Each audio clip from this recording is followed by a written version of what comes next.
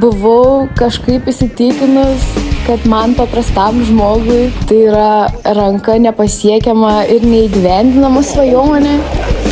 Aš esu Gabija ir su Surfcamp jau draugauju 3 metus. Pabandžiau pirmą kartą Tenerifėj ir nuo tada supratau, kad tai yra tai, ką aš noriu daryti. Nuo tada pradėjau važiuoti į stovyklas Baltijos jūroj, Melnragėj. Per tuos 3 metus, atradau tarsi naują gyvenimo pusę, kuri padėjo susitvarkyti su visom negandom gyvenime ir atnešė labai daug džiaugsmo, laimės, pilnatvės. Ir kas kartą atvažiavus į Surfcampą atrodo, kad užeidavo ta tokia, ten įėjus vien yra ta tokia emocija, kur atrodo, dabar viskas gerai, jau dabar šis savaitgalis žiauriai geras. Ir tada tas nenumaldamas noras surfinti, jisai, turbūt galim girdėti, kad aš labai tiesiog esu happy ir visada laukiu ir svajoju apie tai, nes kol kas dar neradau tiesiog geresnio jausmo. Labai esu dėkinga Surfcampui už visą šitą galimybę,